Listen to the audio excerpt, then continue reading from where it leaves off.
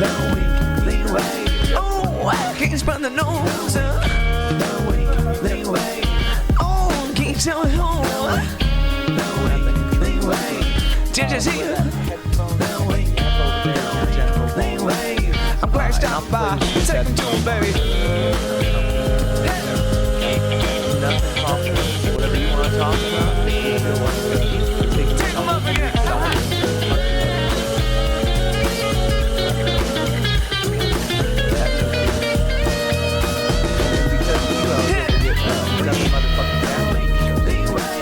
Oh, can you tell me who? Yeah.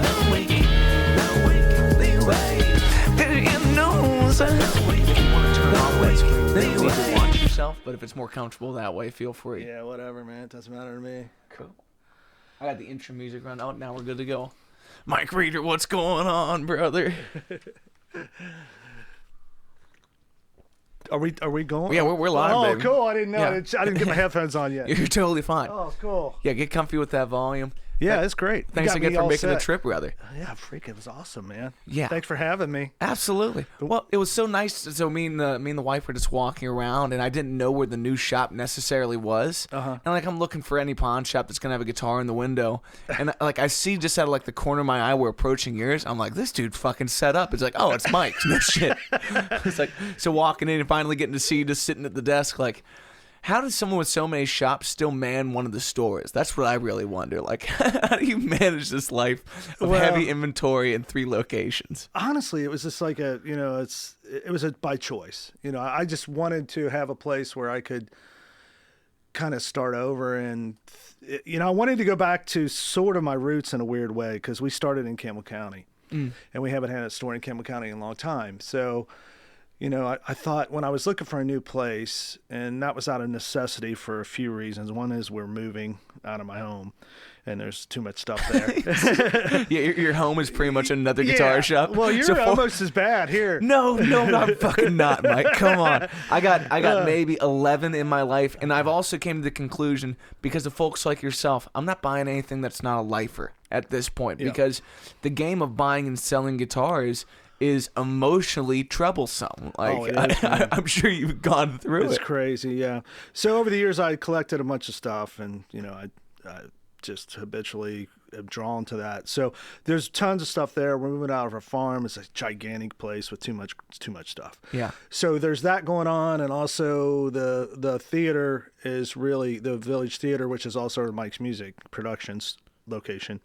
One of the most badass recording studios in town, man. Yeah. Getting to have Mike walk me through that, and kind of like hearing him nerd out on it as well. Like when you and I talk, like it's guitar player conversations. This guy's showing me converters and talking to me naughty about things that I don't really understand. I'm like, whoa, bro. Yeah, Mike we call him the professor. He's like he's our computer guy. So he's a fucking monster. Because awesome. the rest of us there, the rest of the engineers are kind of like old school. Yeah. We're all like analog guys, and but anyway, so that production house started kicking up, so we had to thin out the store portion of Covington. Mm-hmm. And so with those two things in mind, I started looking for another place. It's been about a process for a year or two. So I thought it'd be cool to be in Newport, which is kind of weird because it's not that far from Covington. But as we sort of slow down as being a retail location in Covington, decrease the amount of stuff we have there, I needed a bigger, spot for that. Yeah. Cincinnati is always busy and it's always maxed out, so there's no real room there. So the combining of us moving and the production house and the theater opening up and having more live shows, I had to find a place for all that stuff. When did y'all get the liquor license and really make that transition into this event center can stand on its own for strictly shows? Yeah. Well, that was sort of a process during COVID. I had initially, when I bought that building, which was, I guess, back in 2000, had planned on doing that. I always left the stage there for that reason. Yeah. But, as in Mike's Music, everything Mike's Music kind of takes over my world. So it became much more like a retail store, and that got put to the wayside. So then we started having our YouTube shows and that kind of thing. And when COVID hit, it was, I don't know, I'm sure for everybody, it was like a reset. It's like, wow, I mean, this is an opportunity where we can do stuff we've never been able to do before because, retail's closed down. So, I looked into getting the liquor license, and they were completely easy to deal with. That's awesome, dude. Yeah.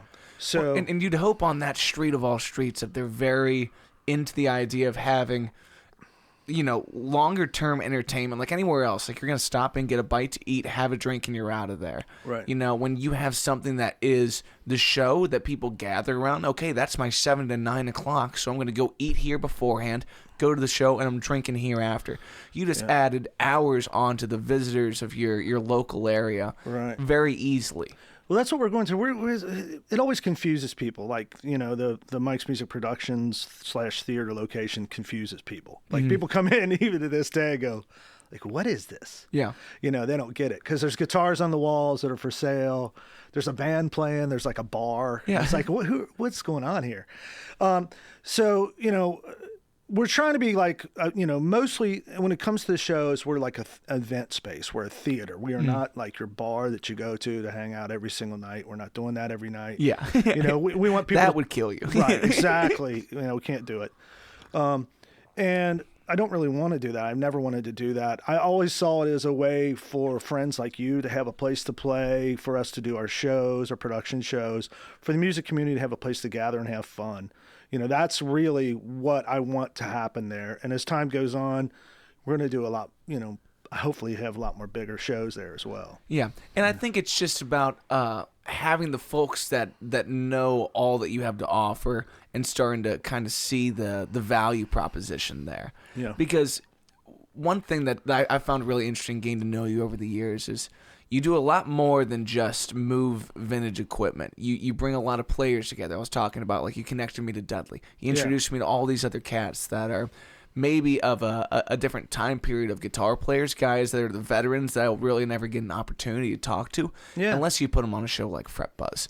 Or you have them sitting in the same room, sharing a really special Brazilian D45 or something weird that you bring in. It's like, it's more about curating the culture.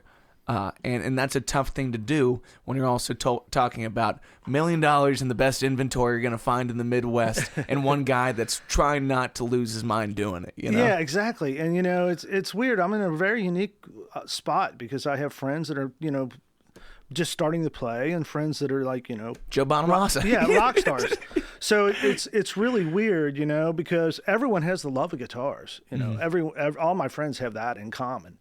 And it's weird how that draws people together. And, these people, musicians they're eclectic weirdos. It's just the way it is, which makes it even more interesting, which was part of, when we were discussing Fret Buzz, for instance, which is one of the shows we do on the YouTube channel.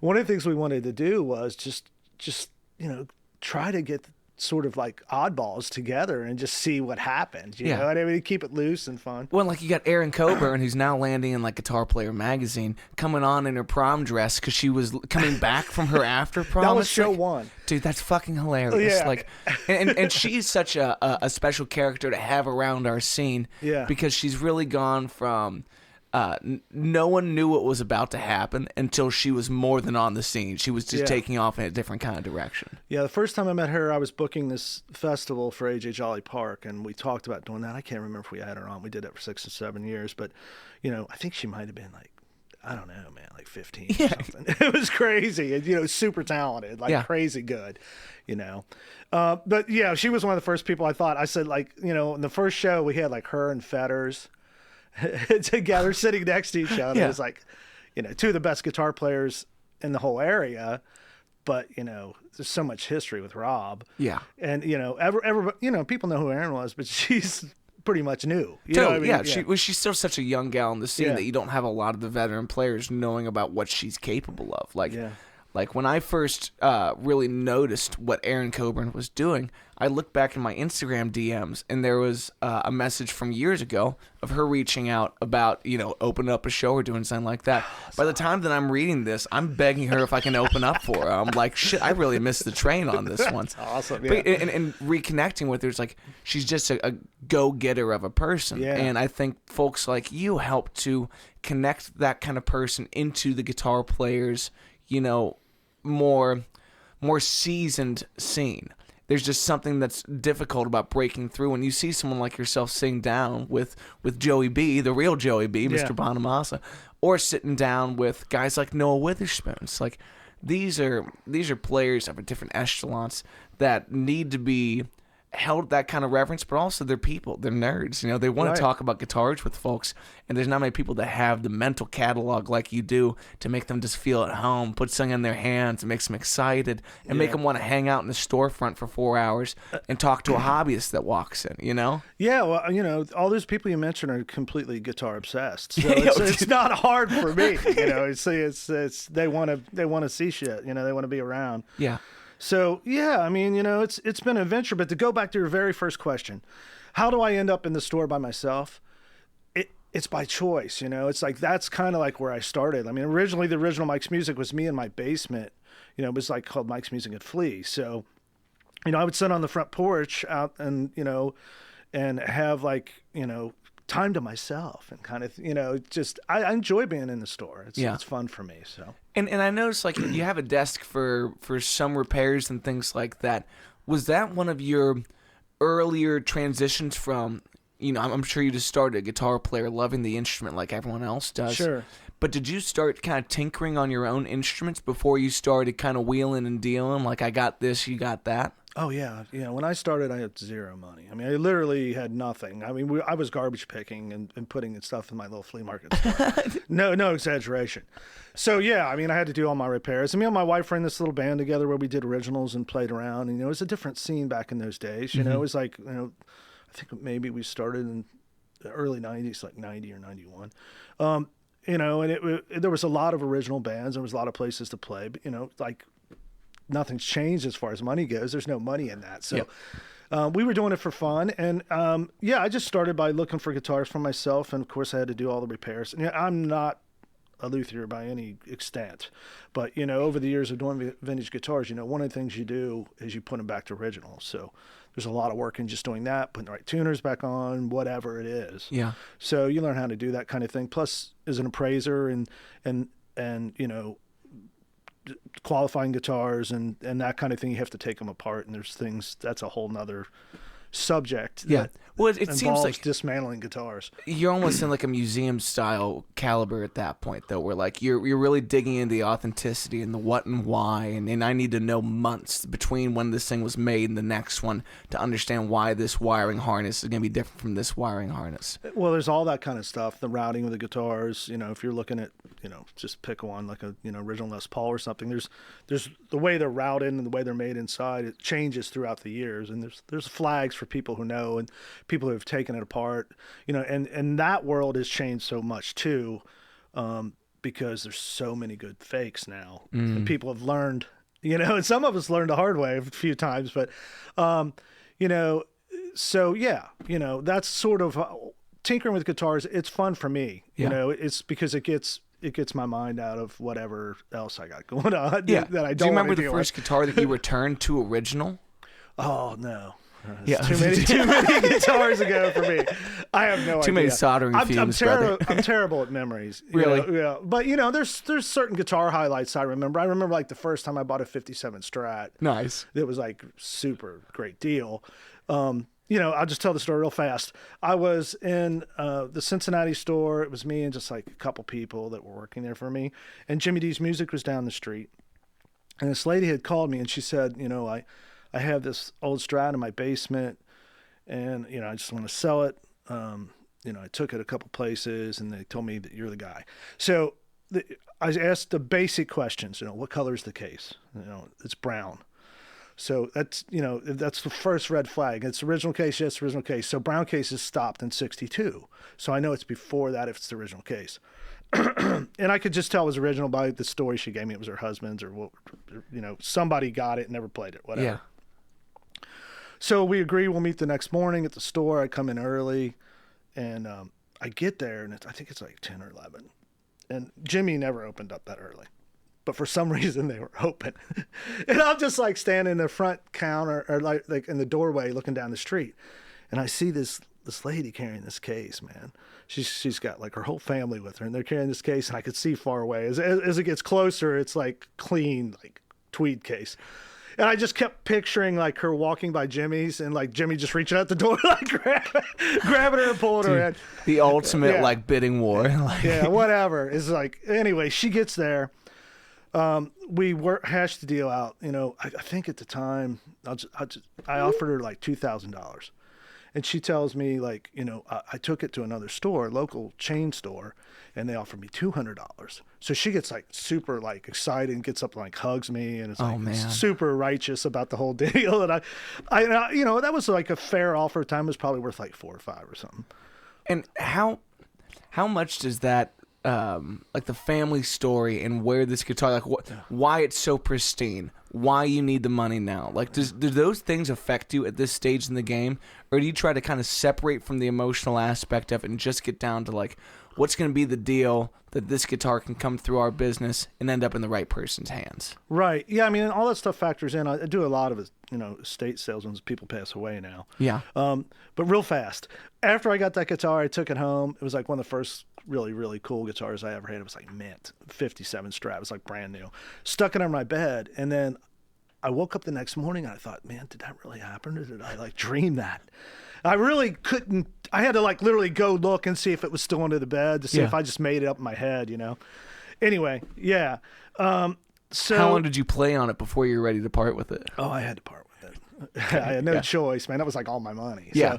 So yeah, I sold it like the next weekend at a guitar show. And nice. Made some money. Yeah. And do you find that? So like right before the guitar show, there's kind of this risk it all opportunity of, if I get a holy grail, I can sink, you know, I can sell my car this week and have a car next week because I know at the show there's going to be someone interested in what this thing is. Well, that's the way it used to be. It's not really like that anymore. And why has it changed? Well, for one thing, these things have went they're sky high, and it's just it's a weird world right now. Everything's really high, but yet the amount of people that buy that kind of stuff has decreased because, you know, your average person isn't going to spend $30,000 on a Strat now. Yeah. And, you know, and some of it is, you know, I've been doing it for so long, I'm not hitting it as hard as I used to, man. I used to do like 34 shows a year. So I can't do that anymore. But, you know, I do a handful now still. I don't even really do the guitar shows that much anymore. Yeah. But it's just, you know, the market is, it's weird, you know, and I've been trying more to focus locally on more general player stuff. And I still dabble in the collector thing too. And I still do a lot of that. But I'm really trying more to focus on, you know, trying to serve the local community a little bit more than I was before. You know, we can kind of afford to do that and take our time a little bit more than we used to be able to do. Yeah. So I can only sort of speak for myself, but I do think that the decreasing of the vintage guitars availability has also sort of cut down on the normal person's ability to understand what they are. And also the increase in the price has definitely taken away more of a player market. You know, there's a higher end player market. Like, say, for instance, there's like, you know, what I would call tour bands at a certain level that go around and they want player guitars, meaning that they don't have to be like pristine collector pieces. Yeah, like your SG that you put in my hands. Exactly. The other day, dude. And that's the stuff I like too. That thing you know? is a boss. Yeah. That thing's crazy. Yeah, and you know, that guitar is probably worth like maybe $5,000 because it's had so much done to it. Whereas if it was perfect, it would be like a $15,000 guitar. And does the pristine version of that not get taken out on a stage by Mike Reeder himself? Like, it certainly wouldn't be at the open jam and handed off to a bunch of us weirdos. But, you know, I have no qualms about doing that, but I just honestly just like the player stuff. Yeah. You know, so the reason that I play stuff like that is just because, one thing, you don't have to worry about it as much, and I generally like the feel of more beat up guitars anyway. Yeah. Well, it's interesting the way that someone else's wear and tear will lead you to certain aspects of their playing. It's like they've literally grooved in their licks to some extent. You know, I've never thought about that. The fact that maybe it lends you to play more like the last person, but I mean, yeah, that's interesting. Yeah, maybe that's some dumb mojo that doesn't actually play. But, like, I think just the way that someone else's thumb rides around the back of that neck versus right in the middle of it, it's like it's going to have certain tendencies that you pick up with it. And I think Yeah. a lot of the allure of vintage instruments is where this thing has been without you. Like, do you know Bill, is it Hurlitz? Sorry, I always Yeah. mispronounce his last name. Yeah. So Bill just gifted me for my wedding this 1929 Triolian. You know, I know the guitar he brought in and showed it to me. Really? Yeah, that's super cool. And dude, that walnut neck, just everything about it's such a weird guitar. And every time I play it, I'm like, this thing has lived so much more life than me. Yeah. And it will outlive me. You know, like what a bizarre thing that we don't give these instruments credit for is that in between generations, they have the same emotion and ability to express what we go through, but then without us. You know what I Yeah, mean? Like it's almost a superior mechanism than the human is. That's a really cool guitar, and that fits into what I would call like a really cool player guitar because it's had a lot of work. It plays great, sounds cool. Yes. And I know you had Noah on and he played it. Oh, and, dude, Noah burnt that thing to the ground. Well, and Bill had put both of those in our hands, and we were just passing back and forth, Yeah. just giggling about it, man. That's super cool. So when did you start playing as a kid? Well, when I was really young, my brother was like really into music. He was like into the Beatles and stuff. And when I was young, I was like into, you know, the Beatles and the Who and bands, songwriter stuff like, you know, Luden Wainwright and people like that. That's the stuff I was into where everybody else was into Kiss, you know? So, Coming from the guy who's just backstage at Kiss. You know? Right, well, I Where you're mean, like, you know. I don't fucking like the makeup, man. whatever, you know what I'm saying? I get you. Yeah, I was more into like the songwriter stuff. So anyway, you know, so I dicked around on guitar, you know, I wasn't very good at it. And I had some little crappy little Silvertone acoustic guitar with the strings sky high. I mean, nobody could play it if they wanted to anyway. So that's really like the first time I was really introduced to guitar was, I don't even know how young I was. I was probably, you know, 9 or 10 or something like that. But that didn't result in anything. Yeah. But as I got into, you know, middle school, I started playing saxophone and hanging out with my friends, you know. You know, my brother was 15 years older than me too. So he was like, you know, he introduced me to like a lot older kind of music than I think a lot of my friends were into. Anyway, so yeah, I think the very first time I started playing was probably I started playing bass in like freshman year or something like that. And playing bass in a band kind of a deal? Playing bass in a band with my neighbor. We had a really, really bad band. Yeah. Did playing saxophone lead you to wanting to play a single note instrument? Did you want to stay monophonic for that reason? Or was it just like path of least resistance, time to play bass? Well, I wanted to play drums, but they wouldn't let me play drums because you had to play like piano for 2 years in my school. You had to have 2 years of piano so you could read the music. So they wouldn't let me play drums, so I chose saxophone. And I everything to me was just like whatever the closest thing to rock and roll I could get to be. You know, and sax, I know there's like sax and rock. Yeah. So I was like, that's what I picked.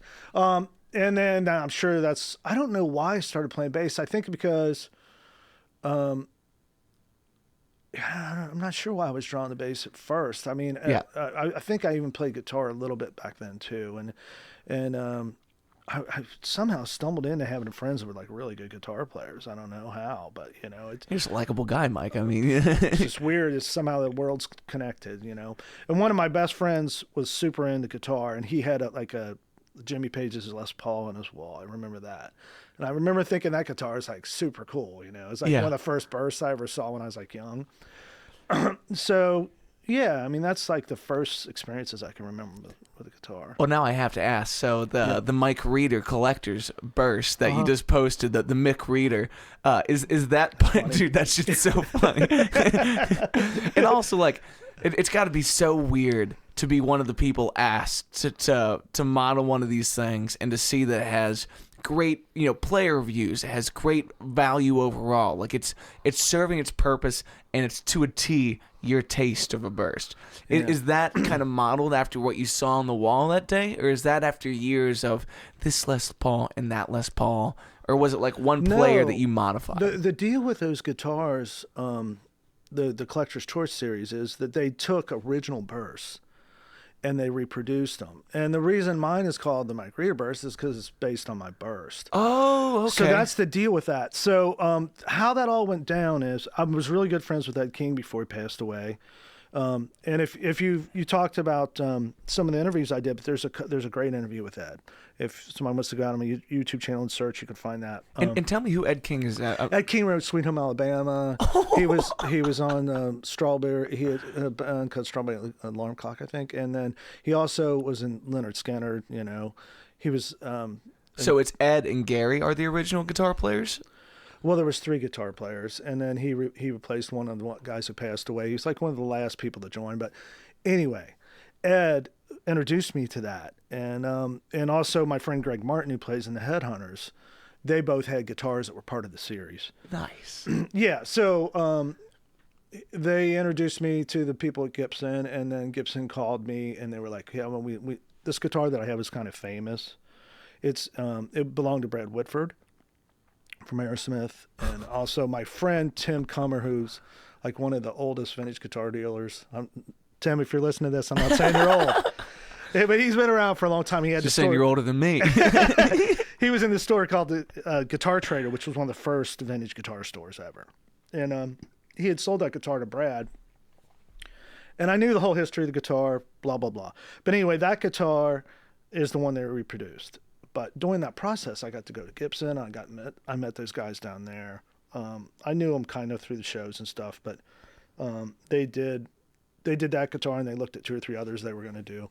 It was a weird time at Gibson because it was one of the last ones they did at the Collector Series, and they were just about to go into bankruptcy.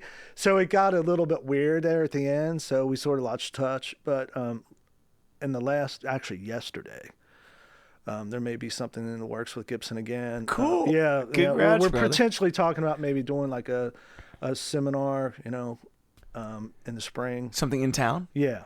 Fuck yeah. Yeah. It's none of it's finalized, but we did have a meeting yesterday, and I'm really looking forward to the potential of it. Yeah.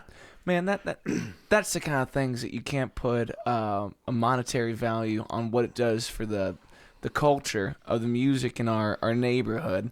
Like having someone like yourself that's put a lifetime into this, curated these relationships, and when it conveniently works out, when the universe agrees with what's going on, you get something that's one of a kind happening right up the road from you. Yeah. And all you got to do is prioritize those real life experiences to get something out of it, you know? Yeah, I mean, one of the things I've learned as I've gotten older is not to try to make things happen so much. I mean, it's like the synchronicity of it all just sort of falls into place sometimes, and somehow I think we reached out to him, but Gibson heard about what we're potentially doing, which is the concept of it is like a guitar clinic, a vintage guitar like summit kind of thing, where we have a sort of a round table of vintage guitar experts and dealers and experts. I hate the word experts, but people that know vintage guitar, nerds is a better way to put it.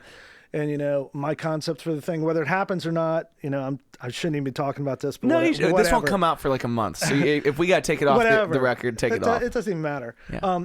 The concept would be like a whole day of nerdom. Like we get there like we have like a guitar summit, a panel where like we have like 2-hour thing, and then maybe have a question and answer period, and then we break for like lunch, and then we have like some other kind of show and tell potentially, and then a clinic where we have hopefully like a sort of a famous person come and do a guitar clinic, and then the end of the day ends with like an open jam. That's awesome. Yeah, that's the concept. Yeah.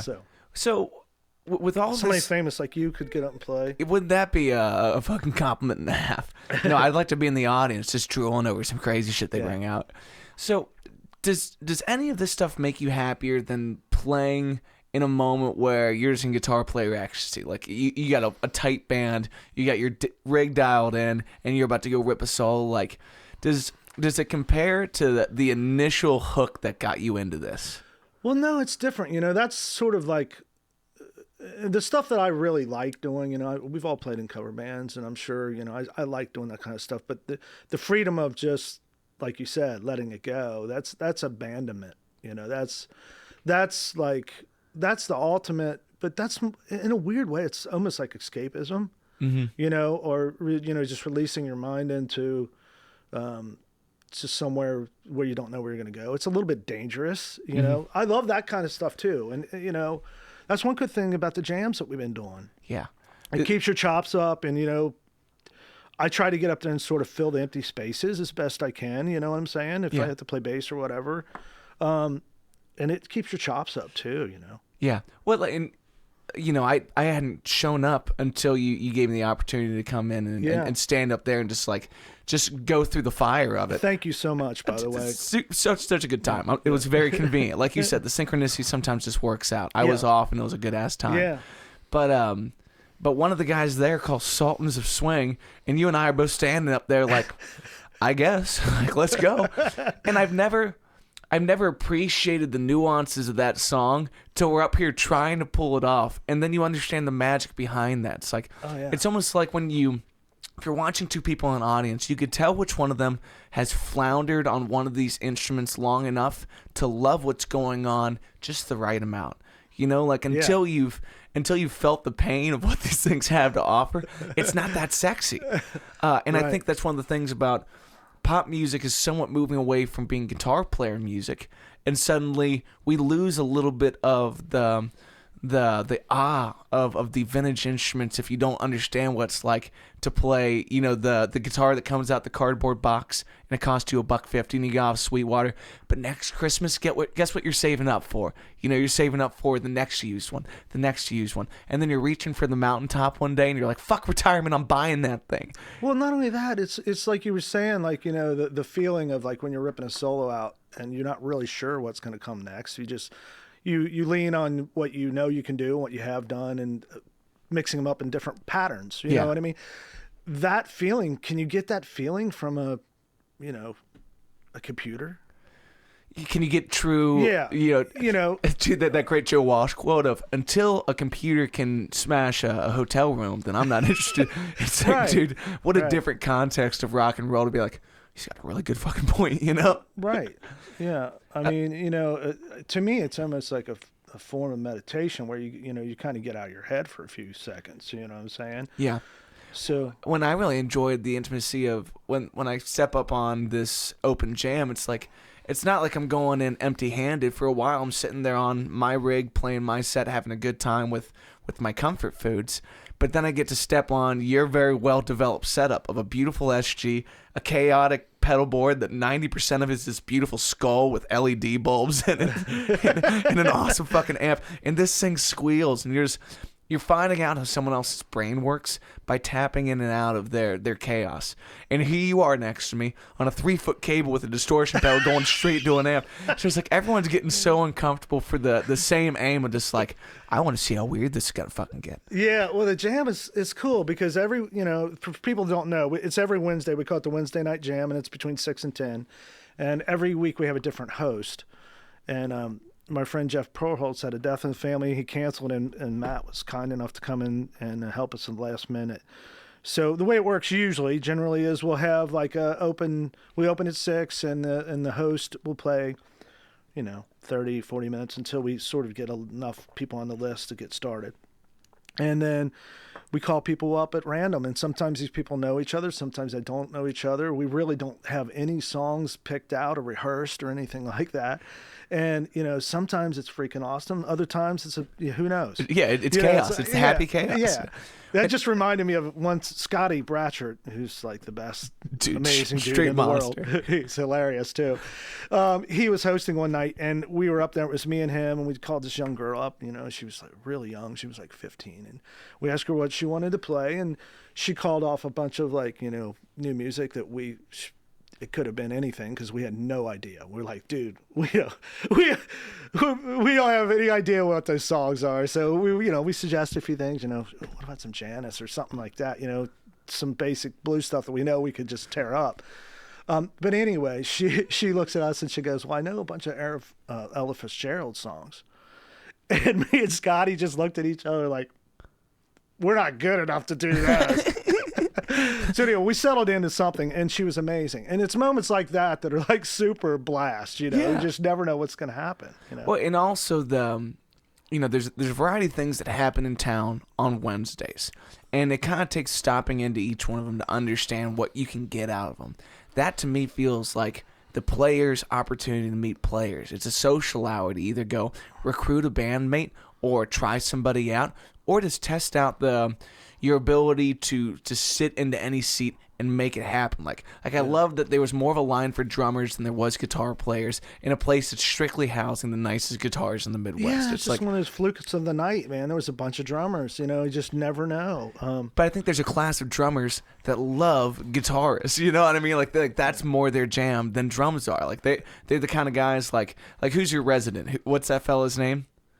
Jerome? Jerome comes every week, man. Bad motherfucking player. Dude, just great guy, easy pocket, reads really well. Yeah, he can fill just about anything. Yeah. He doesn't overplay. He's perfect for that. And, he was just walking down the street one day and heard us in the jam and came in, and he's like, came back every time. Dude, and just like, you could tell that he loves the players that he's gotten to know. Like, I bring up Noah, he's like, oh, dude, Noah's my boy. And Dave walks in, Dave gives that guy a hug. It's like, there's a different kind of camaraderie that happens with you and a stranger when you find out. It's like, I don't need to know your name, brother. Let's just keep ripping this, Like, whoever that bass player was the other day. Like, me and this guy were having a great time jamming, Gordon. Yeah, he's a great fucking dude. He was great, and that was killer. And there's a video on my Facebook page of you guys. It's somewhere at Point playing with Gordon. He's amazing. Yeah, I think we were doing Prince at that point. It's like, man, I have too much fun playing Prince, especially with strangers, because everyone's just like, oh, no, we know what we want right now. It's awesome. Yeah, the cool thing about, what we try to do a little bit different is you're playing an actual stage. You're playing a stage with, pretty good PA. Yeah. And, you can hear yourself. There's monitors. It's a full back line. There's drums. We got keyboards. We even have like aux drums. We have like auxiliary drums going on. Actually, I got an auxiliary player named Chonga, who's fucking phenomenal. Came and sat with me. Name, by dude, the way. Papa Chonga is what he goes by. Dude, he came and sat with me at my fishbowl gig. He just moved here from Arizona. He's coming on the show in a couple weeks. He is a monster auxiliary player.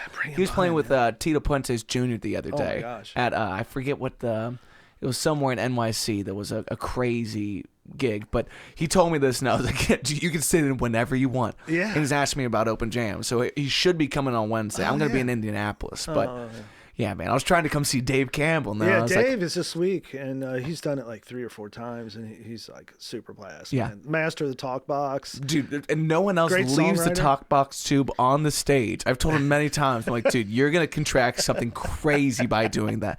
I brought it up to everyone that's seen Dave play. I'm like, watch him just drop this talk box on the floor like he didn't just have it in his fucking mouth. Yeah, as far as I know, he's never been sick either. Maybe he's like immune to everything by now. Maybe that's why he's so strong. Okay, it's pretty much like licking a table at an Arby's. Like he's just building up a good immune system, man. Well, I grew up playing in punk rock bands, so Yeah, it's gonna treat you that way. Nothing grosser than a punk rock stage.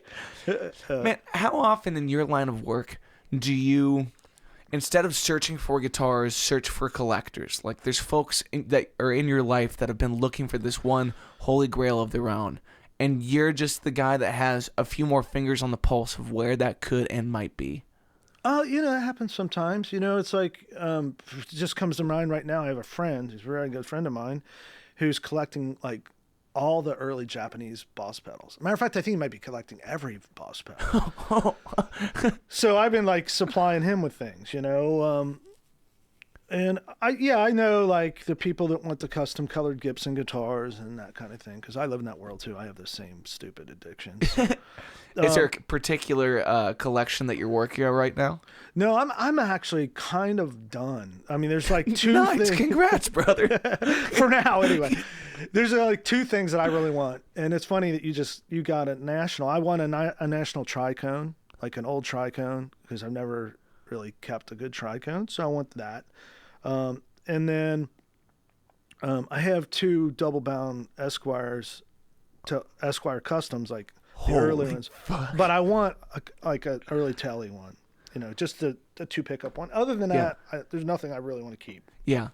Man, how'd you find a spouse that's so understanding to your crazy addictions? Well, she had the love of guitar too, so that helped. And like I said, we started playing in a band together. We were like songwriter partners, and she's an incredible keyboardist. She won't admit any of this, but she has a really good ear. So she loves music. Like my wife's 2 favorite bands are Rush and Lynyrd Skynyrd, which is kind of tells you something. Yeah, exactly.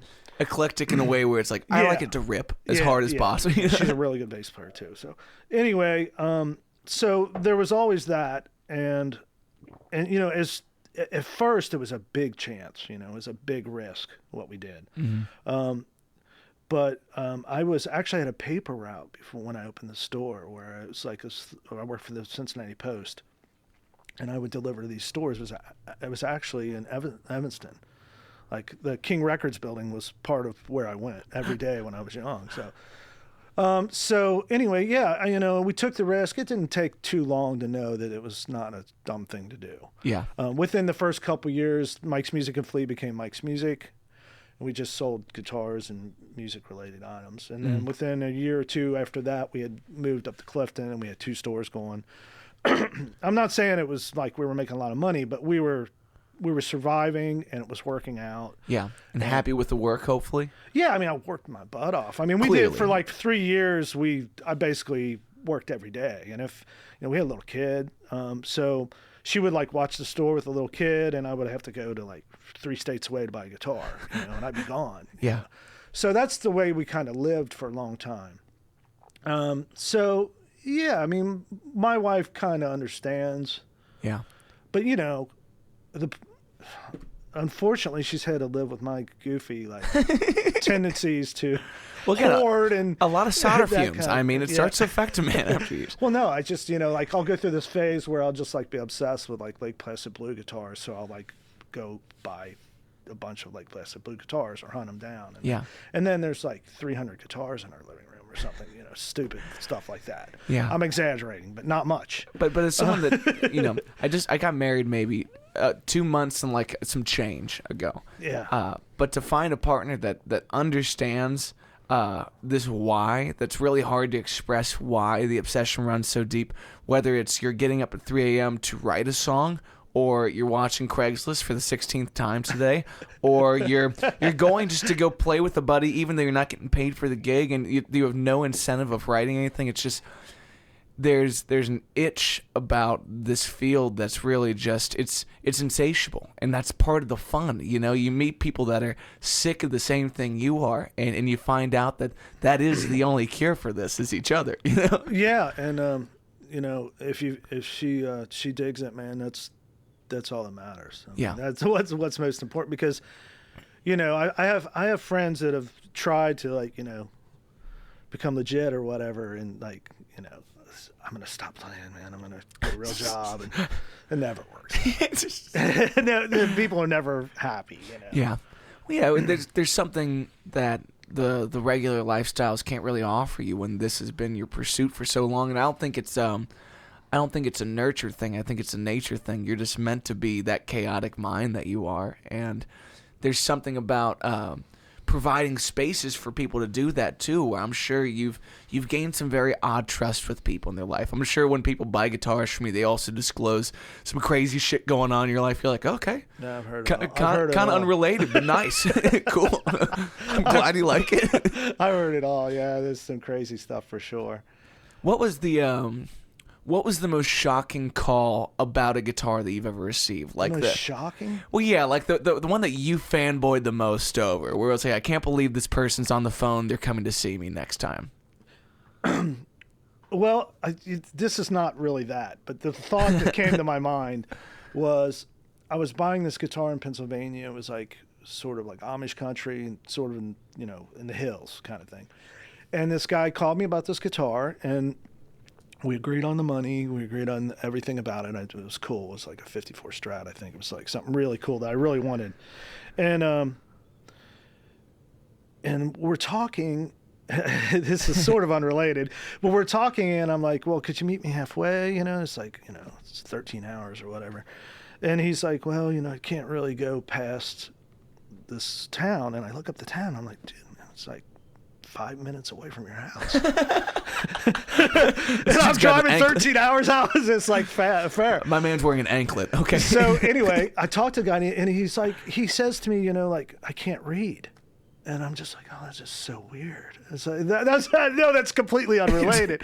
But I never even thought of that as a possibility. He was this farmer dude that lived within a 5-mile radius of his entire life. Yeah. And I know that was completely not what you asked me, but But what a shocking moment, though. it was In the world I was like, of okay, well, that's the best excuse. You know, it's like, I'll drive the whole way. Yeah. You know, it's like signs kind of seem like a bitch. You got a really good point there. yeah, it's like, But like we're kind of talking about with the woman coming in with her whole family to sell you this 57 Strat and this glorious moment for you, but at the same time, like for some people it's the financial break that they've been looking for to finally say like I'm gonna be okay, and for other folks it's parting with a memento of a person that like that National. It's like now this thing goes on to live its next chapter of life, and that matters to a lot of people. I remember this young lady. She's not really that young. She was 40s, 50s, and she'd been a songwriter. She had sold songs in Nashville. She lived in this like little trailer somewhere out in Indiana, like Harrisburg or somewhere out in there, in a trailer park. And she had a real expensive custom colored 63 Strat. And my friend, who sort of hunted guitars, they were somehow knew each other. I went to look at the guitar, and they were living like in a room about the size of this studio that we're sitting in now, and they had this incredible expensive guitar, and it took me about 3 years to get that guitar because she just did not want to give it up, which there's a certain kind of, I can respect that in a lot of ways, and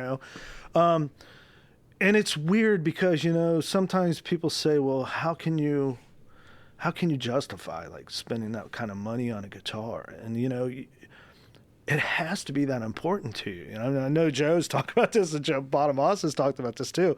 I mean, the prices are crazy. I mean, you have to sort of like have priorities, and it's sometimes not sensible. And back to the wife conversation, is it sensible to spend, whatever, $150,000-$250,000 on a guitar? And no. It's not. It's totally crazy.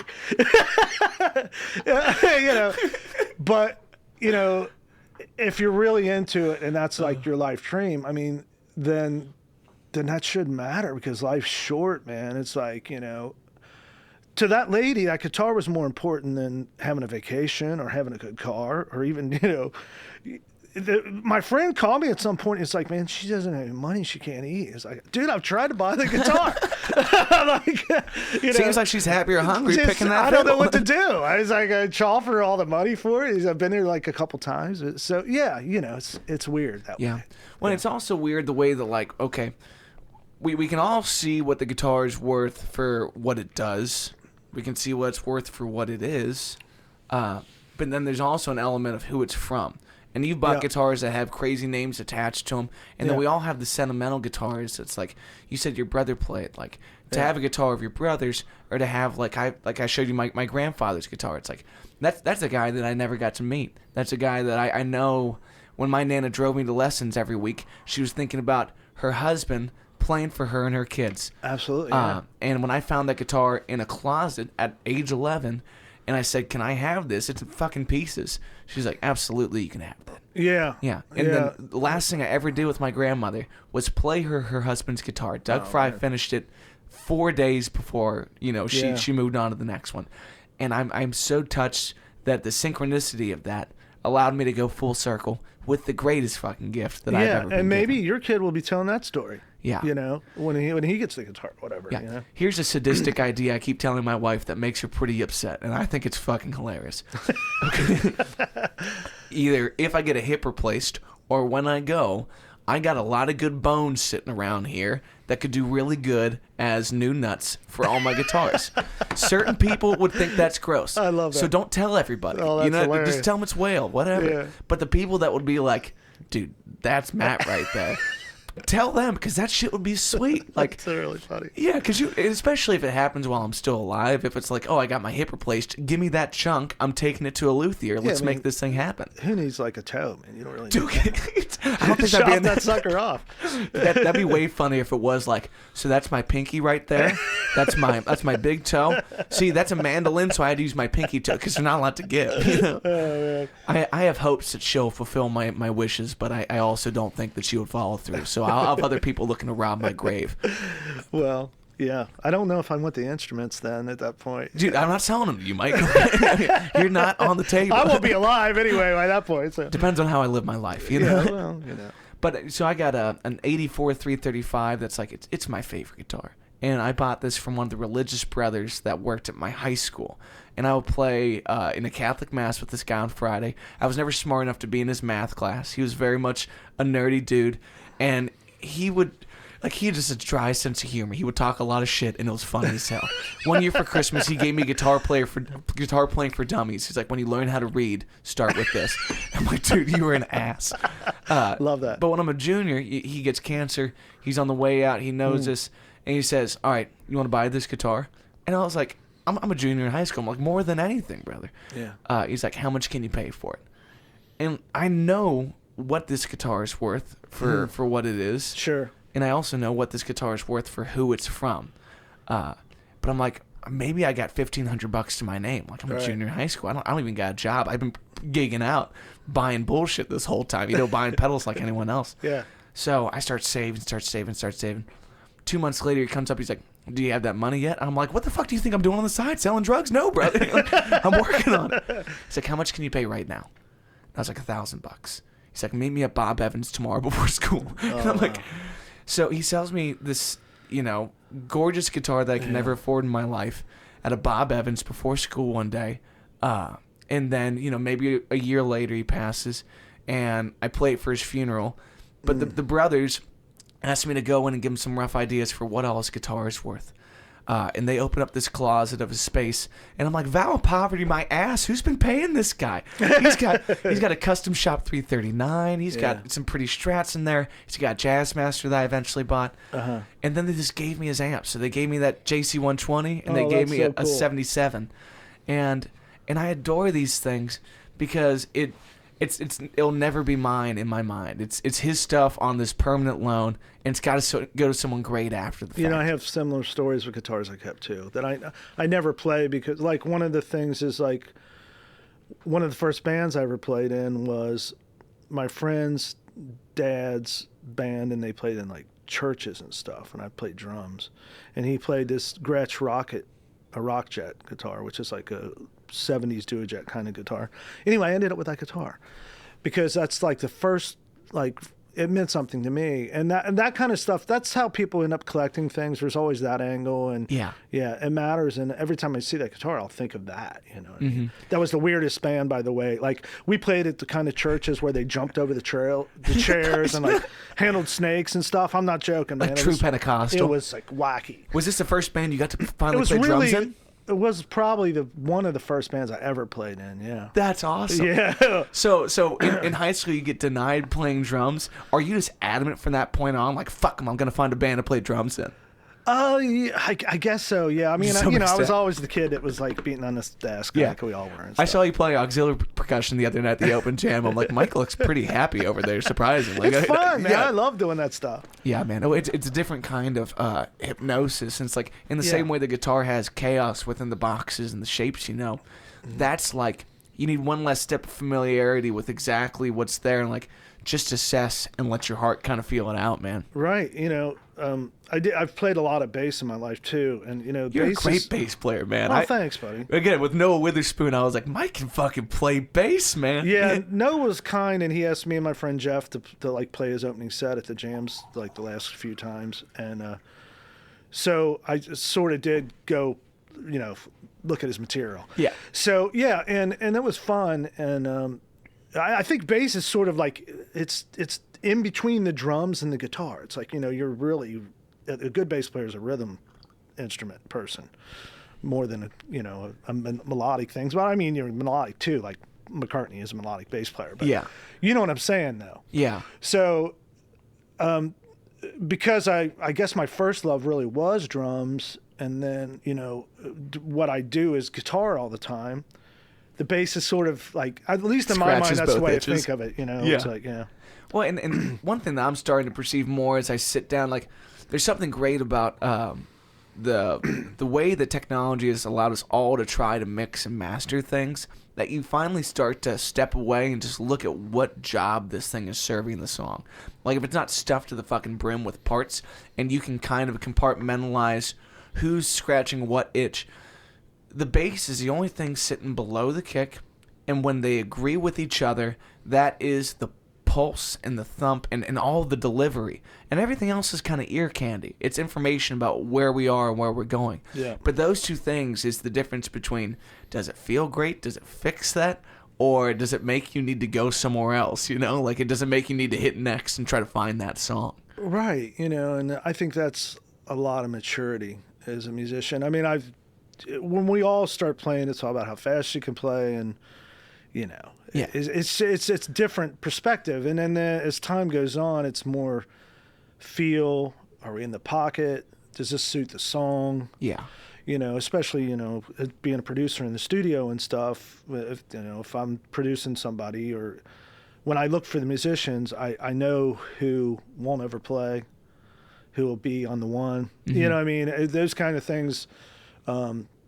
It's just a maturity, at least in my mind. The same way with tone. It's like, as a, you know, being in the guitar, you know, you think about what you're playing a lot, but then at a certain point in your progression as a musician, you realize, wow, this tone, it's about the tone of the guitar. You know what I mean? Yeah. And that's another phase. It generally happens when you're more mature, I think. Yeah.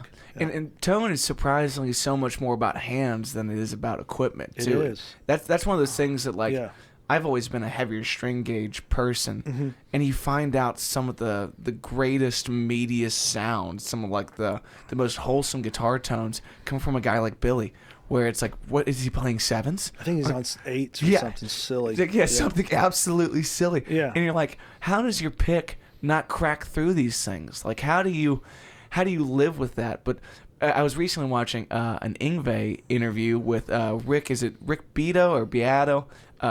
Great YouTuber, great channel. Yeah, he's had a great channel. Yeah, and Yngwie's talking about when you bend a note, you're bending to something. So you better know what you're bending to, and it better be in tune when you get there. Yeah. And then I think of how that compares to someone like Billy, who's got all these great emotive bends, and they land, and he's playing eights. He could have gone 3 whole steps. You know, it's like he could have made such serious jumps. But Yeah, he said to me, like, why make it hard on yourself? You know, and that's just, he's playing so much, you know, as you get older, I guess, you know, whatever. But I mean, he's just, in his mind, it's to me, it's hard to play on eights. Yeah, exactly. Because you overplay, you know, it's like, cause you're not, but it's whatever you're used to. And, you know, if there's that, another thing I learned is like, these guys can play anything. Yeah. You know, they're so good that they can play anything. Like Charlie Starr was in the store. I did an interview with him for one of my shows, which I haven't released yet, but I got to get that done. Anyway, he picks up this really, really difficult resonator to play. It's a real early one. It's like a wood one. And I'm thinking, oh man, that guitar is like so hard to play. Why of all the guitars? And he picks it up and he just like tears it up. You know, it's just like, you know, these guys can play anything, you know. So when did the content emphasis really become something that you wanted to do?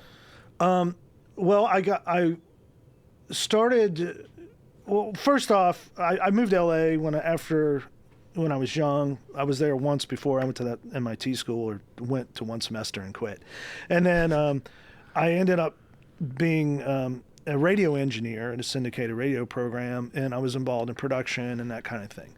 So I always sort of had that in the back of my mind. I came back, I had the stores, and then eventually I was asked to be part of actually this show, the Kentucky Collectibles show, by my friend Steve Shaver, who was part of one of the producers for that show. And that show evolved into them giving me, like, once a year I would have like this special episode, which is like what the Vince Gill special is and stuff. I really enjoyed it. It was fun. And so that's, once that show went on hiatus, we did 6 years. I thought, man, I really have to keep doing this. So why don't we do a YouTube thing? And then I started doing the shows on YouTube, basically. Really, it was just to continue that because I enjoyed it. And you know, I always thought, you know, the first one we did was Fret Buzz, and I always thought it would be cool to get all these weirdos together. So it just evolved. Another one of my friends, who is a guitar dealer, had a show called something like Musicians Drinking Wine or something. But I don't drink, so it was sort of is a little bit based on his show. Yeah, you're like, let's put it super early in the fucking morning. Let's get these guys Exactly. jazzed up on coffee. Let's get jazzed up on coffee. We'll call it Fret Buzz. We'll have all these people in. They're probably up half the night before. Well, dude, Jim's is like, man, it's so early that I just stayed up all night. And then he's like, man, this is fucking crazy. You're putting people through it, Mike. Yeah, speaking of that, man, what are you giving me here? This is like tweaky stuff you got. Dude, I don't know. We're at my parents' house. They ball out. Get some more. Oh, it's so good, man. It's really good. I mean, unfortunately, I'm at a point in time where I drink probably a half pot every day, and I stare at my computer. I'm like, I haven't gotten much done for how much I'm sweating right now. Yeah. So yeah, man, it's been fun. So the whole idea of doing the production stuff was really, honestly, purely for my enjoyment of it. And William Weber, he used to work for me. He was my co-host on Fret Buzz. He's just super hilarious. I mean, basically, he only worked for me because he kept me laughing the whole time. I mean, he's so funny. And, so we had talked about doing something, and that's how the Fret Buzz came along. I was just like, well, we just got to try this. But, we haven't done anything in the last, year and a half or two. So I got to get that going again. It takes a lot of manpower to do that kind of thing. That's the thing, And my friend Elton Clifton, who was working for me, had moved away. He was really sort of helping me do all the edit stuff. Yeah. So anybody that wants to be involved in a cool show, man, and help me out with some editing and stuff, reach out. No, seriously, anyone that's production minded that can see what this program's capable of, and also just so much of videography is the subject matter. And then you're about to be handed a silver platter of very interesting content, but there's so many avenues to the release that's really interesting to see how you set hooks. One thing about this program that's been important to me is that it's a low threshold of making it happen. It can just be you and I don't need to have someone else here. I got another guy that makes the clips for me, and the clips end up in places I never expect. And because of that, the long-form content kind of becomes this legacy piece that it's there if someone really wants to follow the line all the way home. But I'll probably only get 15 seconds of your time. But in that 15 seconds, I can show someone the most admirable qualities of someone like Mike Reeder, where it's not just about guitars. It's you're going to love sitting down with this guy and hearing about the history of why that thing's worth what it is. And if by the end you totally understand that and you make the jump, then the experience wasn't you getting a guitar. The experience was you coming in contact with one of the greatest curations of these instruments that the city's ever going to know. You're a prized piece of our city for that reason. Thanks, man. Oh, dude, I know you won't take that compliment well. It's fine. But with all the players I love, too, it's the things that folks have to share in small bite-sized formats is not everything about them, but it may get you to go back and listen to the catalog, or it may get you to go back and go see a show in person. Because I know that in Cincinnati, which can be a cover band town, that can be a little more fickle about our entertainment, there are some gems that you're not going to find anywhere else in the world, and I'm going to scream at you about them, absolutely. Because that's my shit. Yeah, that's where I want to be too.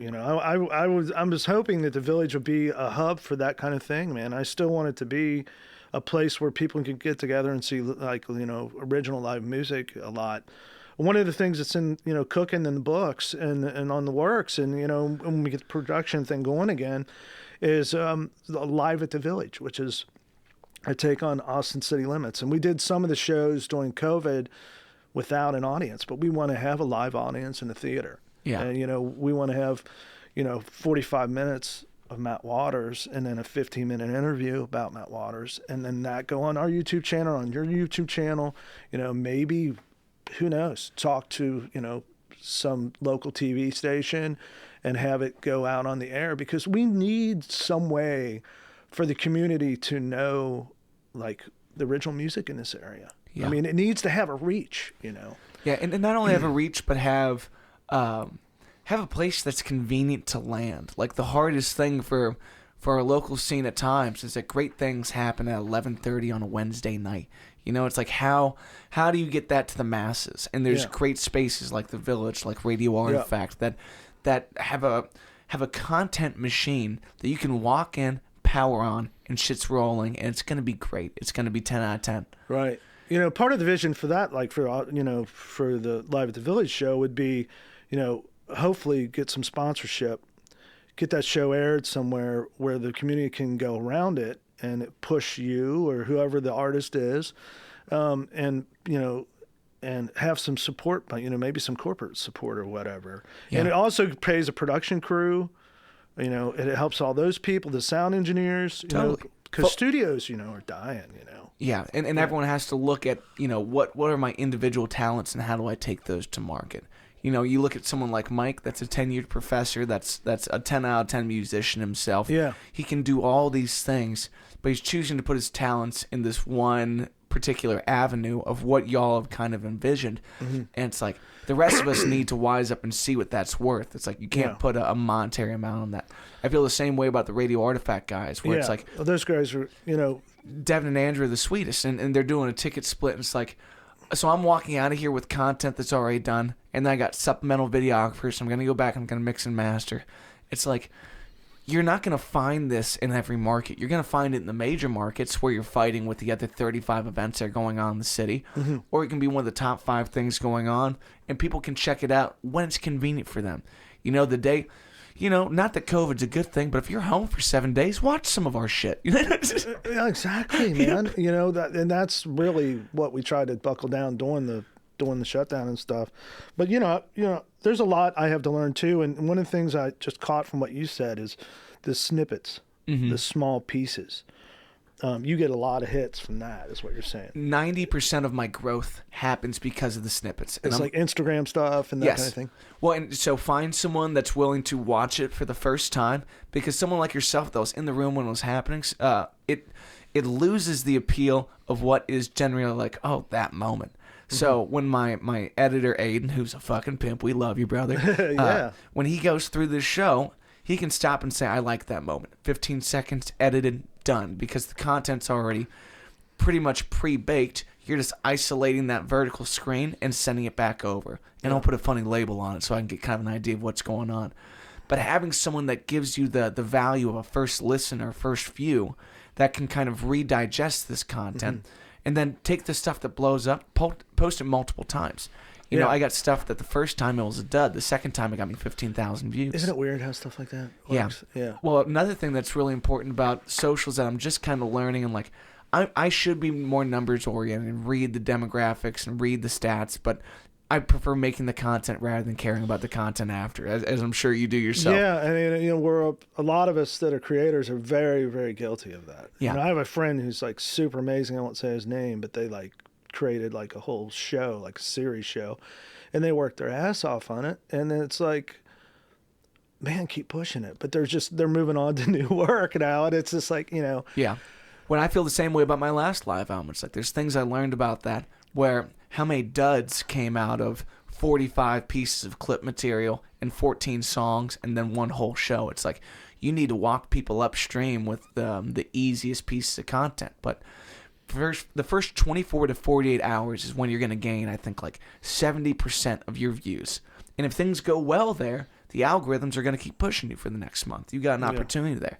But if the first 24 to 48 flop, there's no chance for you to get caught in the stream of quality content getting fed to new viewers. And that's where we're all trying to be inevitably. You hit 1,000 subscribers on YouTube, maybe we'll fucking pay you. You hit 1,000 streams on Spotify, maybe we'll fucking pay you. Maybe. Yeah, exactly. It's like, yeah, man, it's just, I've abandoned like ever thinking of that having any return. It's just, to me, it's hopefully a spot where people can, gather information, learn about people, and, whether or not it ever does any return or not. I mean, we went all in, man. I mean, we bought like 6, 7, 8, 4K cameras when they were too much money. And, so we have all that kind of stuff, but it's like content. We also do videos for other people. It's not like the production house doesn't do anything, but it's personal content and village content. I don't know. Maybe you get a good return from your stuff, but it's more about the love of it than anything. I mean, it's like. Well, I think it's more about what you turn the traction into, because the traction itself doesn't have any inherent value. It's like someone else's ad revenue that they might split with you only pays for a fraction of the electricity that you have to turn on for this. But where it really starts to show is can you get someone to go from I watched a show at the Village Theater where Mike put this guitar in this guy's hands and I know it's for sale. The sale of that guitar is the qualification of the content itself. Right. Trying to take people that far upstream. For me, the end result is butts and seats in the new place. If I can go to a new city and someone says, "Oh, I saw you on my phone." You know? Man. If one of those snippets ended up with me making a real friend, that maybe they buy a lighter, maybe they buy a CD, maybe they buy a hoodie, and they come back to another show. Best case scenario. Right. That becomes an endless opportunity for me to have individual supporters start to compile into a revenue stream that can help me do this thing. And Right. I'm grateful that this is the only job I've ever had. As you can tell from the home of my parents, like I've been very well supported, and if you want to do this, we'll help you God do bless this. them, man. You know, they gave us you, so that's awesome. Yeah, exactly. and they still come to shows. They still Yeah. bring their friends to shows. Like you can't beg people to do that, and I'm so grateful that I was born in these people's lives, and they gave me this chance. But then after a decade of that kind of work, I can finally stop playing Skinner to, Sure. bar drunks. Yeah. And I get people that show up and say, hey, this song, I got one song off the live album that I still haven't done a studio version. And I got one fan on Facebook who always tells me how much she fucking loves that song. And it just makes me so happy to know I can hold the studio version over her head. It's like, it tells me like, you might take on thousands of dollars of expenses to make this happen, To make that song for her. but she's gonna love it. Yeah, Yes, there's someone absolutely. for it, and like, Yeah. I don't care at that point because you reminded me that this thing that fell out of my head, that I had this idea of what it is, meant something to you, and like that's Yeah. the treasure, man. Yeah. And, you were talking about how people move on and you don't support your content or whatever. It's weird because I think part of it is the constant hunting for something better, and maybe that's not logical. Yeah. You know what I mean? It's like And as you do it, endless creating. You know what I mean? As you do it, it gets better. It's almost like in the way that I have a really hard time if I'm writing songs and I'm producing songs. I'll be 70% done with the production, but I'll play something new and it's more exciting to me because that thing's it's old and it doesn't have the shine that this new thing has. Right. But really, what it has is the hours past the glimmer, and it's time for you to finish baking these cookies and give them to somebody else because they might be as excited as you were when you first wrote it. Yeah, and I think sometimes that's why you need a producer. Yes. You someone need to somebody, say that. Yeah, to pull it out of you and to, make it make sense as a whole. Being in the studio, that's one thing I've learned, producing a few things for other people is some people have the vision of the content, but some people just have a great acoustic version of the song. Yeah. Yeah, and pulling it into a whole is important. And then what do you do with it once you get there? That's important too. You know what I mean? Totally. And telling people to revisit it for the sake of it doing well is a really difficult thing. Like it feels weird to post something for the third time, knowing that's flopped the other two. But if you feel a certain way about it, you should. And that the 24 to 48 hours thing, like it helps to facilitate this. It's not you, it's the timing. It's not the content, it's the timing. So give it another 8 a.m. run on a Monday when people are picking up their phone for the first time since the weekend because they're trying to burn some time at their 9 to 5. It's like, Yeah. As folks that are surrounded by other content creators, we're like, man, everyone's posting videos today. But it's like, no, 70% of the world is just consuming this right now. Right. And the other 30% of us are fighting for their attention. So That's true. be a little ruthless about it at times and Right. really kick it to them. I've stepped back a little bit personally from social media, because during COVID and during that, I guess a 3-year period almost, I hit it really hard. And me personally now, I'm trying to retouch with personal communication, live shows and things like that too. Yeah. Which in today's world, you have to do both. It's like, You do. yeah. But at the same time, there's very few people that have weather the changes of the industries and still choose to do it at the highest level in the way that you do. Like your experience being an audio engineer on a radio broadcast channel told you that I'm not going to do the low-hanging fruit. I'm going to get a real fucking studio together. We're going to have great cameras. We're going to have high-quality content.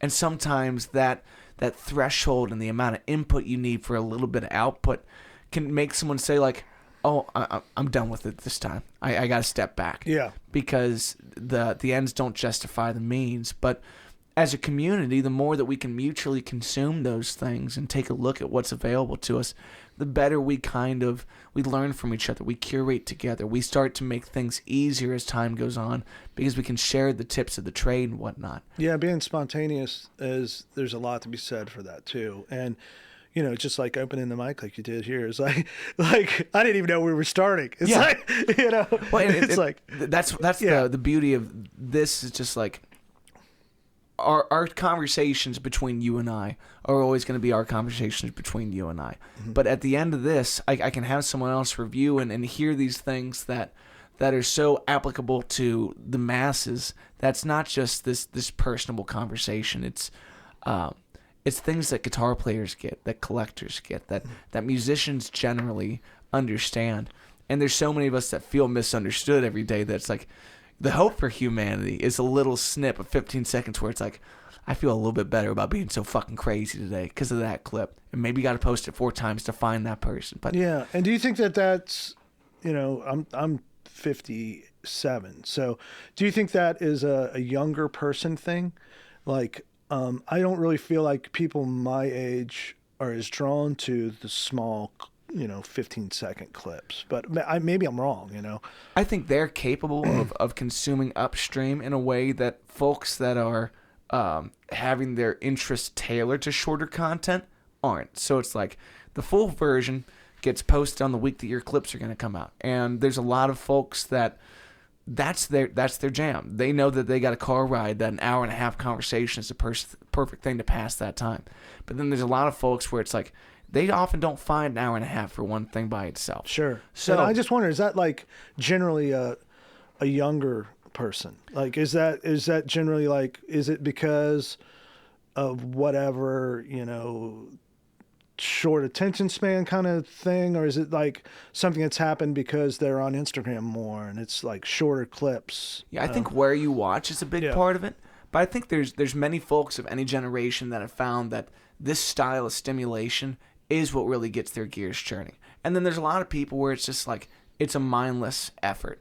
Like I'm someone that, once I'm in the car, I go long form. But when I'm getting dressed in the morning, like, I'll just flip through things and let things roll, flip through things and let things roll. Gotcha. And sometimes I find really inspiring different aspects in that. Like, right. There's nothing like a really cheesy motivational quote in the morning with some like, some like piano music in the background, like deep thoughts. Yeah, exactly. Yeah. Deep thoughts where it's like, this may be worse shit, but like, it did make me feel better when I was a little hungover this morning trying to get my pants on, Oh, man, yeah. It's like, hey, the old guy wants me to come in at 9:30 in the morning. Totally.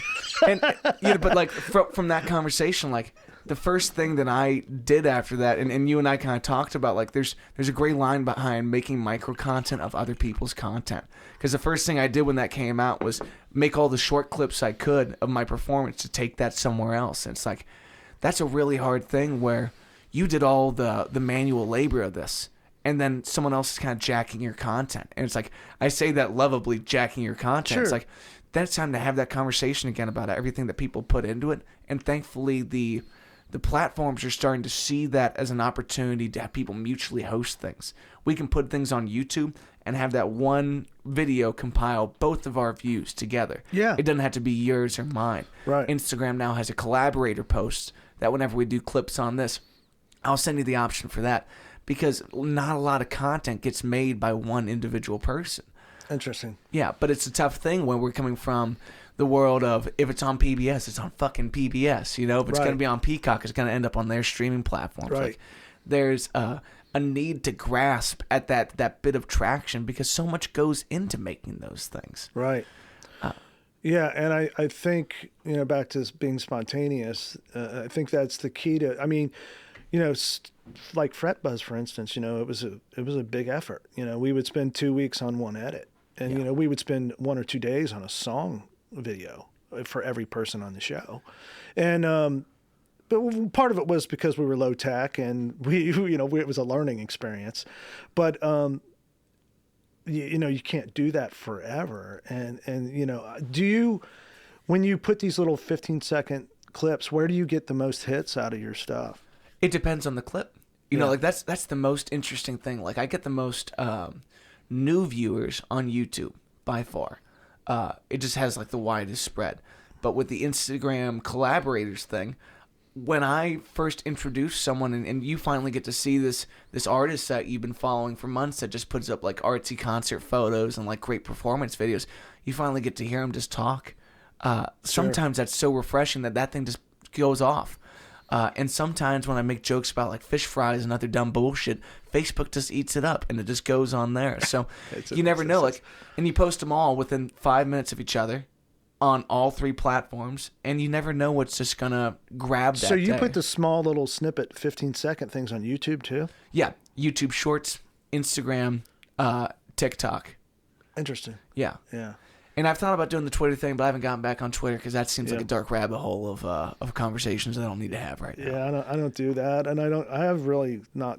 We have an Instagram page, and Mike and a few other people do it for me, but I don't even know what's like going on there half the time. Totally. But I think for content creators, sometimes you need to step away from those things. Like the numbers aren't what matters. The numbers are the crack that bring you back to it. And inherently, what these platforms want the most is for you to spend more time on their program. You know, that's why they've all built editing bays into there, because they want you to edit on their program and come back and spend more time on it. So they're all trying to fight for your attention the same way the content creators are. So the best thing that we can all do is discuss the things that do well. Like Erin Coburn told me, she's like, I took a class on TikTok. I took a 6-week class, and it paid off.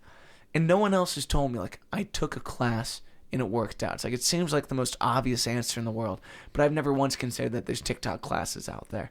And then I watch her content and I study what she's doing, and I'm like, I think I just need to take that fucking class. Like, I don't know if I'm ready to put 6 weeks into this thing, but she's got great ideas. Yeah. And sometimes the forced regimen of that kind of schooling makes you pump out content that just happens to show, you know, a little bit more glimmer of hope of what these things are capable of. Right. But if you keep repeating the cycle, like what's that quote of like the same actions over and over again, expecting different results, is a sign of like being psychotic, like losing your goddamn mind. Yeah, that's madness, right? Yeah. Yeah. Do you know Mike Carr?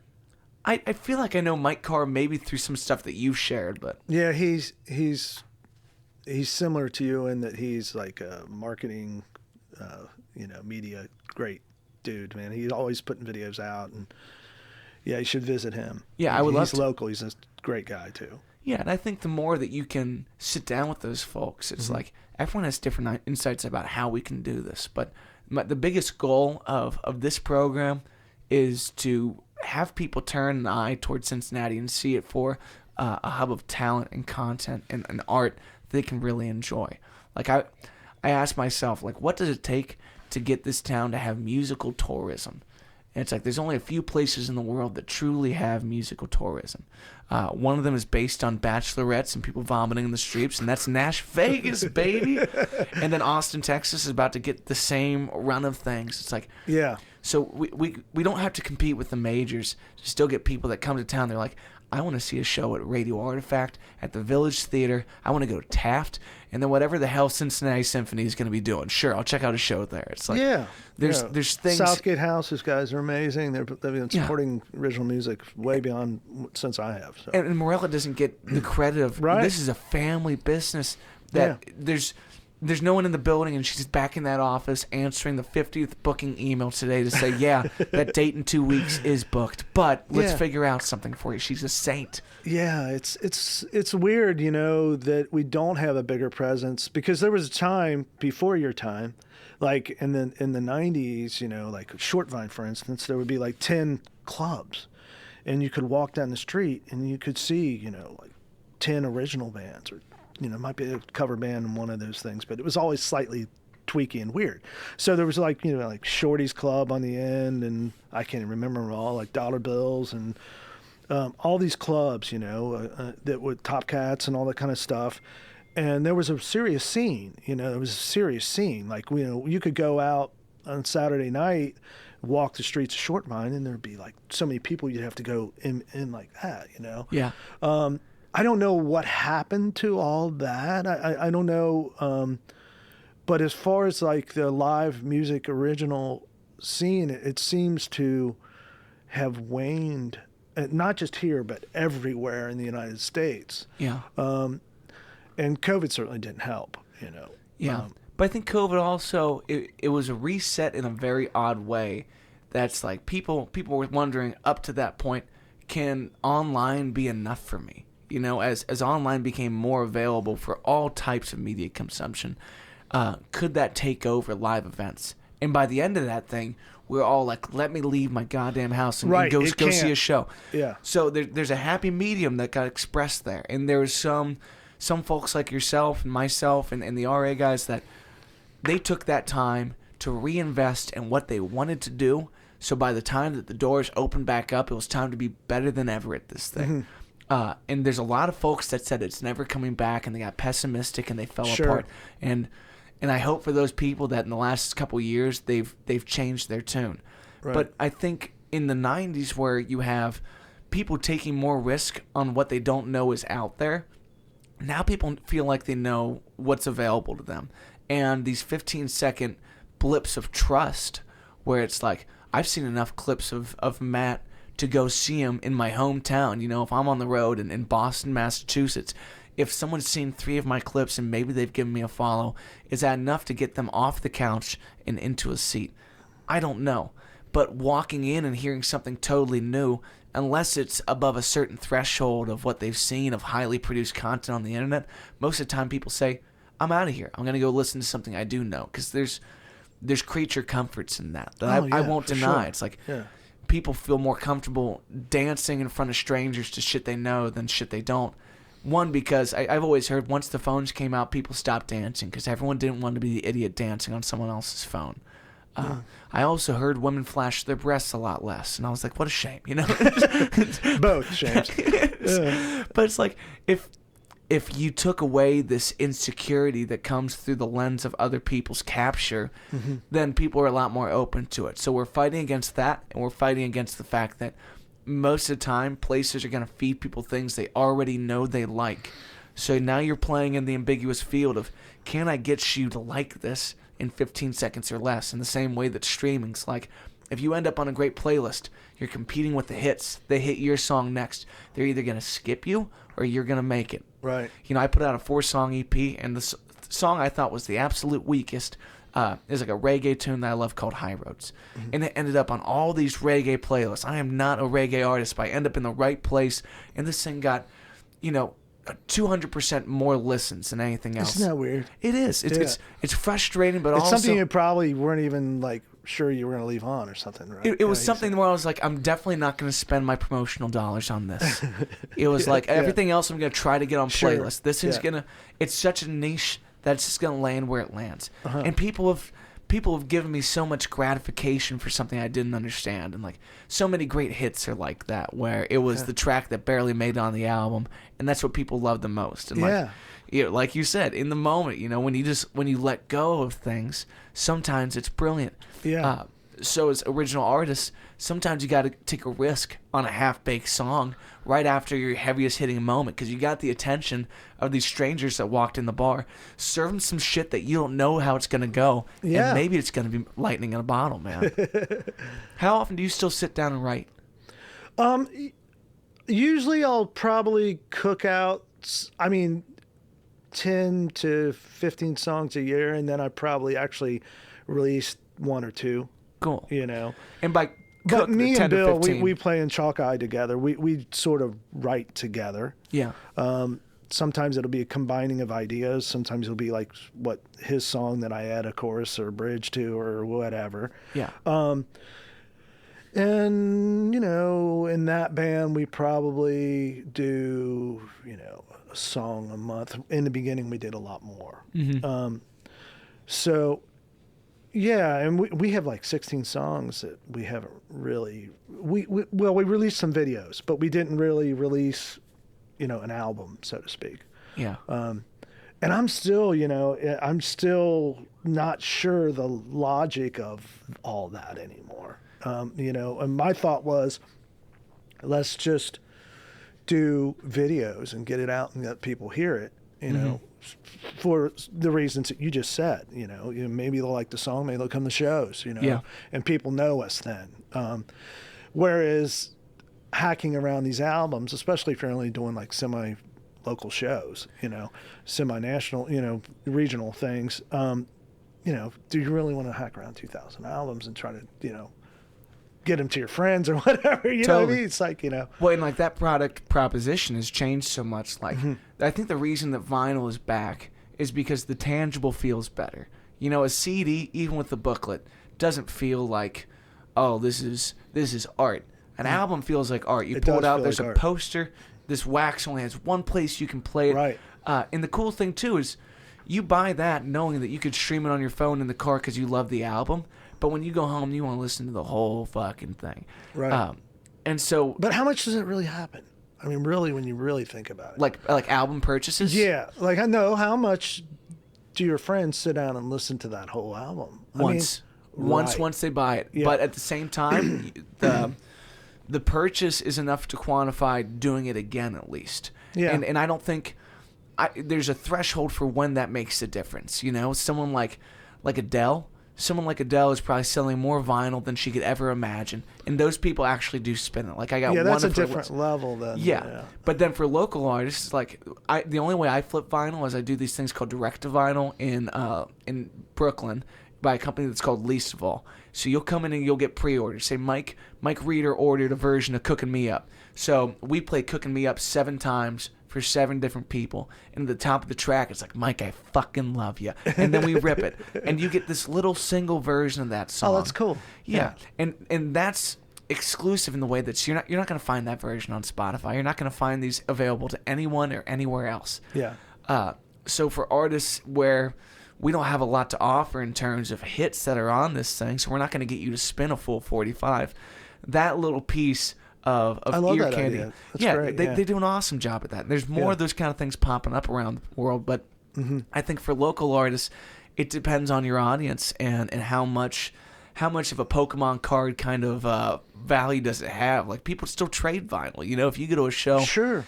I went and saw a band called Camp that my wife loves, and I've grown to love. Me and my wife have very different initial musical tastes, but we both love high caliber musicality and songwriting. Like that's the number one thing is, does the song have something for us? Yeah. But we went and saw Camp, and this gal named Molly Tuttle opened up for him. And Molly Tuttle is an amazing bluegrass artist. And it's like, I'm not walking out of here without a vinyl.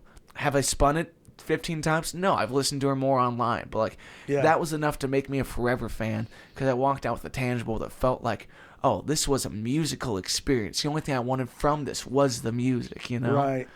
And, obviously as an artist, the ultimate goal is both. You want to have good videos, which you can share. And, maybe you share your video and you get, 400 to, 50,000 people watching it. Who knows? Yeah. But it's like, the production of the video is a certain cost, as opposed to making an album is a certain cost. And sometimes it's one or the other. It absolutely is. Yeah. And you got to figure out how to reduce your costs in a way that feels conducive to what you're going to make from it. It's like, sure. If I didn't still burn individual CDs and put them in recyclable sleeves, by yourself. and exactly, and do all that stuff, that's the only way I'm recouping on the music itself. That's awesome. That's awesome. But I don't mind that too, because I number them, and I thank people for those things.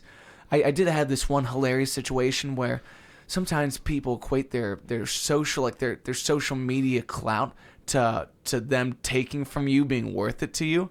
This guy came up, he's like, I'm not going to tell everyone this bar, but I work for TikTok. And I'm like, man, I don't even know what that means. Like, they probably got guys like you all over the place. And he reaches into my CD basket. I swear to God, he maybe takes 15 to 20 CDs.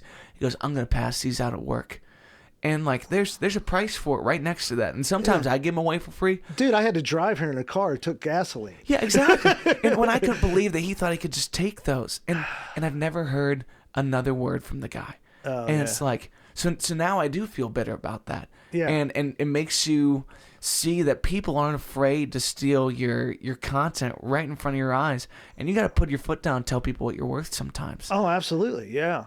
Yeah, absolutely. And, as a younger artist, I think it's got to be tougher than ever, man, for you guys. It's like, one of the reasons I do what I do is because it was as close to that as I could be without, and still have a family and survive. You know what I mean?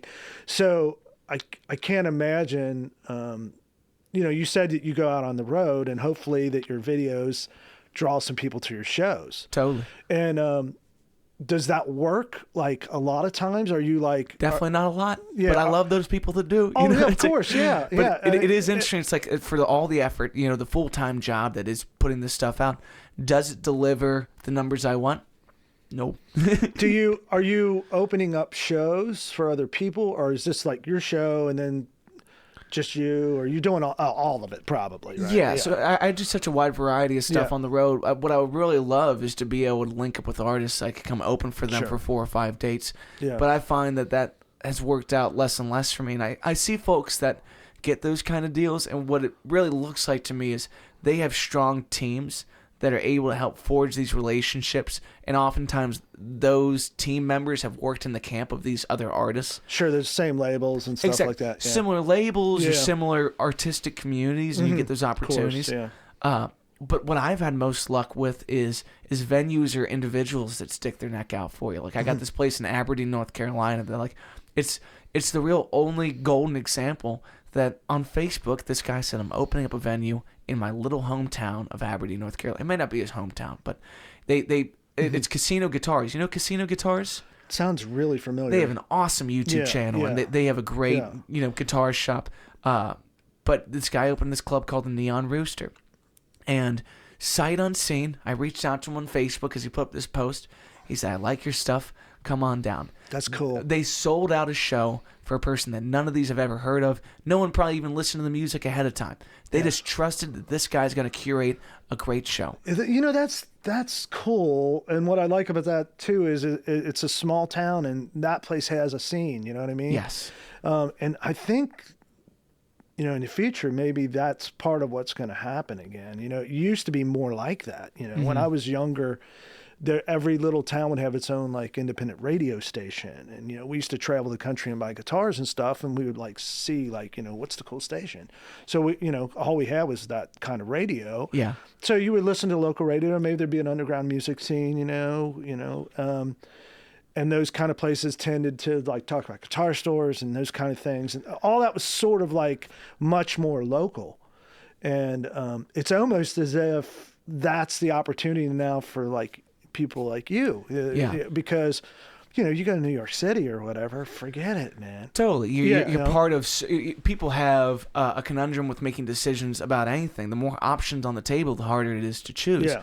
So in a town like that, where this is the music venue and you are the entertainment for the weekend, it's like that's the godsend of an opportunity. Yeah. And these that's super cool, yeah. Yeah, and these people are the greatest. They let us stay at their home. They make us breakfast. We hang out. Sell some merch. And, their kids are nice to us. It's like I played a similar place in the Boston, not the Boston area, the Philadelphia area called Jamie's House of Music, and Jamie is this older engineer that used to own one of the buildings that eventually I think he sold it to Berkeley. Okay. But he's ran sound for the Dead, for Aerosmith. Like everyone used to come through his club. I might actually know him. Yeah, dude, he is the nicest fucking guy. Yeah. He's also a great bass player. So you go in the back line for the bass is half the stage. And he's like, I keep it humble. This is my stage rig. You're like, what the fuck's your house look like, bro? That's hilarious. But you find these gems of people, and you're one of them that they help out-of-towners find what the scene really has to offer. And then some of these places make great content too. Some of these places help you reach the masses in addition to their little small part of the world that they have trust with their patrons. Yeah. It's like there's less and less clubs that have patrons that really believe in them the way that they used to. But we all have our bartender that we prefer to go see. We all have our favorite bands we prefer to go see. Yeah. The stages that we like, the rooms that we like. Yeah. So getting back to those things and screaming their praises from the mountaintops is important, man. Yeah. So with that in mind, I'm gonna put you on the spot, man. We got to get a show with you and Noah.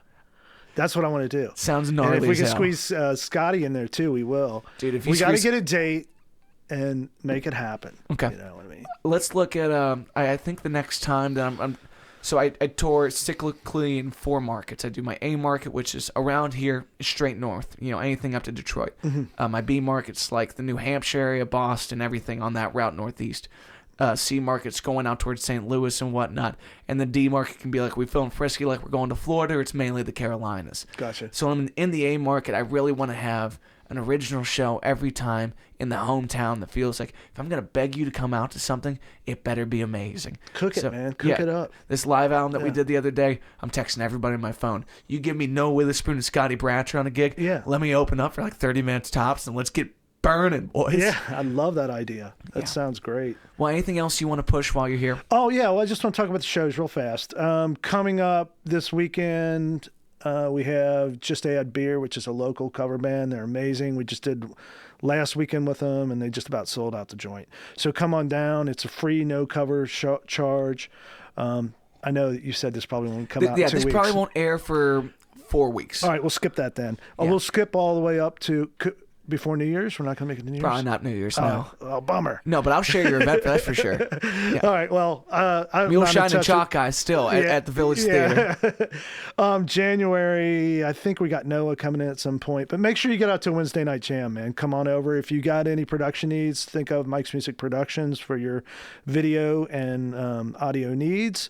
Visit Mike's Music for your guitar and any music needs at any 3 locations, Covington, Newport, or Cincinnati. And VTV. And Village VTV, Theater, yeah. Village Theater, YouTube channel, the Village channel. There's all kinds of stuff on there. VTV.